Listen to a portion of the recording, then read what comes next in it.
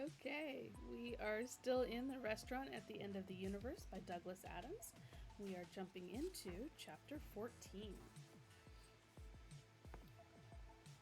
4 inert bodies sank through spinning blackness. Consciousness had died.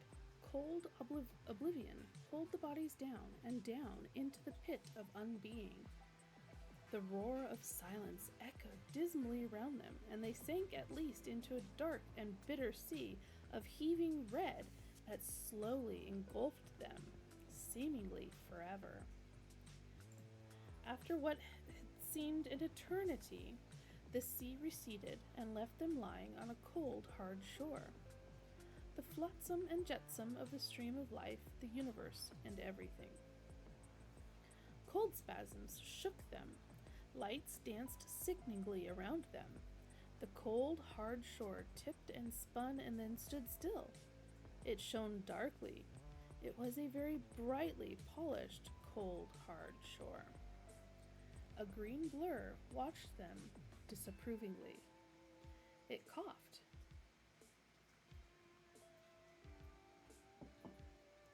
"Good evening, madam and gentlemen," it said. "Do you have a reservation?" Ford Prefect's consciousness snapped back like elastic, making his brain smart. He looked up woozily at the green blur. "Reservation?" he said weakly.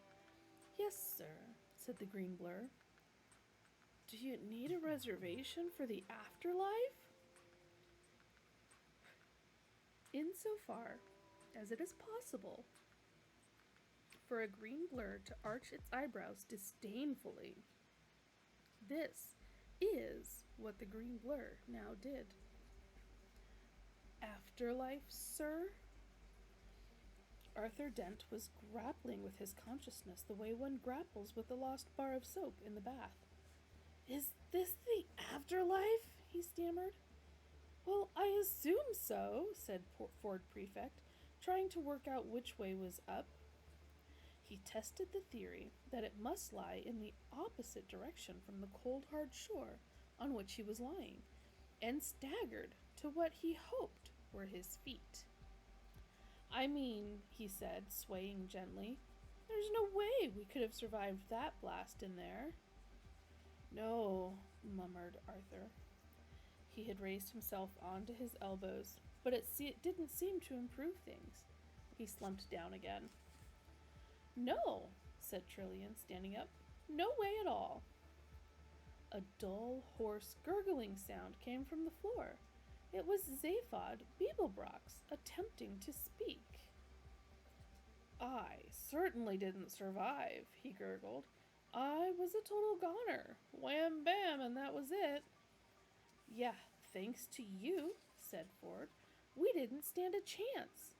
We must have been blown to bits. Arms, legs, everywhere." "Yeah," said Zaphod, struggling noisily to his feet. "If the lady and gentleman would care to order drinks," said the green blur, hovering impatiently beside them. "Kerpow, splat," continued Zaphod. "Instantaneously zonked into our component molecules. Hey, Ford," he said, identifying one of the slowly solidifying blurs around him. "Did you get that thing of your whole life flashing before you?" "You got that too?" said Ford. "Your whole life?" "Yeah," said Zaphod. "At least I assume it was mine. I spend a lot of time out of my skulls, you know." He looked around him at the various shapes that were at last becoming proper shapes, instead of vague and wobbling, shapeless shapes. "So," he said.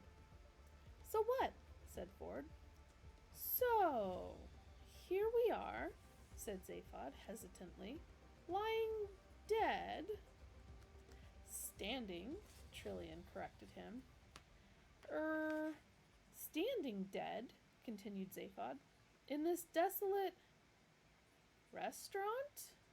said Arthur Dent, who'd got to his feet and could now, much to his surprise, see clearly. That is to say, the thing that surprised him was not that he could see, but what he could see. Here we are, continued Zaphod doggedly, standing dead in this desolate 5-star, said Trillian. Restaurant, concluded Zaphod. Odd, isn't it? Said Ford. Yeah? Nice chandeliers, though, said Trillian. They looked about themselves in bemusement. It's not so much an afterlife, said Arthur, more a sort of après-vie. The chandeliers were in fact a little on the flashy side, and the low vaulted ceiling from which they hung would not, in an ideal universe, have been painted in that particular shade of deep blue turquoise. And even if it had been, it wouldn't have been highlighted by concealed mood lighting. This is not, however, an ideal universe, as was further evidenced by the eye-crossing patterns of the inlaid marble floor, and the way in which the fronting for the 80-yard-long marble-topped bar had been made. The fronting for the 80-yard-long marble-topped bar had been made by stitching together nearly 20,000 Antarian mosaic lizard skins, despite the fact that the 20,000 lizards concerned and needed them to keep their bodies inside. A few smartly dressed creatures were lounging casually at the bar or relaxing in the richly colored body-hugging seats that were deployed here and there about the bar area. A young Vherg officer and his green steaming young lady passed through the large smoked glass doors at the far end of the bar into the dazzling light of the main body of the restaurant beyond. Behind Arthur was a large curtained bay window. He pulled aside the corner of the curtain and looked out at a bleak and dreary landscape, gray, pockmarked, and dismal. A landscape which under normal circumstances would have given Arthur the creepy horrors. These were not, however, normal circumstances. For the thing that froze his blood and made his skin try to crawl up his back and off the top of his head was the sky. The sky was... An attendant flunky politely drew the curtain back into place. All in good time, sir, he said. Zaphod's eyes flashed. Hey, wait a minute, you dead guys, he said. I think we're missing some ultra-important thing here, you know? Something somebody said and we missed it.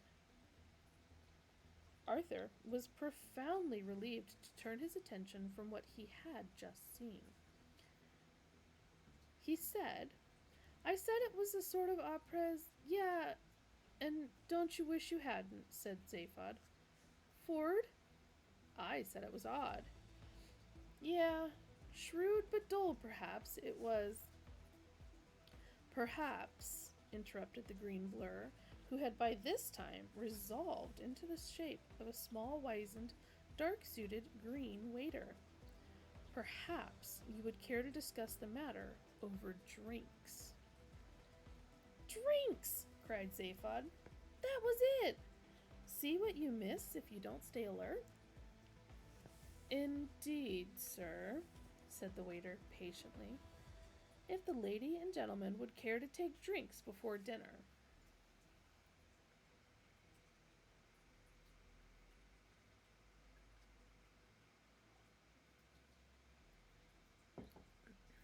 Dinner? Zaphod exclaimed with passion. Listen, little green person. My stomach could take you home and cuddle you all night for the mere idea. And the universe, continued the waiter, determined not to be deflected on his home stretch, will explode later for your pleasure. Ford's head swiveled slowly toward him. He spoke with feeling. Wow, he said. What sort of drinks do you serve in this place? The waiter laughed. A polite little waiter's laughed. Ah, he said. I think sir has perhaps misunderstood me. Oh, I hope not, breathed Ford. The waiter coughed, a polite little waiter's cough. It is not unusual for our customers to be a little disoriented by the time journey, he said. So if I might suggest. Time journey? Said Zaphod. Time journey? Said Ford. Time journey? Said Trillian. You mean this isn't the afterlife? Said Arthur. The waiter smiled a polite little waiter's smile. He had almost exhausted his polite little waiter repertoire, and soon would be slipping into his role of a rather tight-lipped and sarcastic little waiter. Afterlife, sir? He said. No, sir. And we're not dead? Said Arthur. The waiter tightened his lips. Ah ha ha ha, he said. Sir is most evidently alive. Otherwise, I would not attempt to serve, sir. In an extraordinary gesture, which is pointless, attempting to describe, Zaphod Beeblebrox slapped both his foreheads with two of his arms, and one of his thighs with the other. Hey, guys, he said. This is crazy. We did it. We finally got to where we were going. This is Millways. Millways? Said Ford. Yes, sir, said the waiter, lying on the patient's with the trowel. This is Millway Ways. I can talk. The restaurant at the end of the universe. End of what? Said Arthur. The universe, repeated the waiter, very clearly and unnecessarily distinctly. When did that end? Said Arthur. In just a few minutes, sir, said the waiter. He took a deep breath. He didn't need to do this since his body was supplied with the peculiar assortment of gases it required for survival from a small intravenous device strapped to his leg. There are times, however, when whatever your metabolism you have, to take a deep breath. Now, if you would care to order your drinks at last, he said, I will then show you to your table. Zaphod grinned two manic grins, sauntered over to the bar, and bought most of it. And that, my dears, is the end of chapter 14.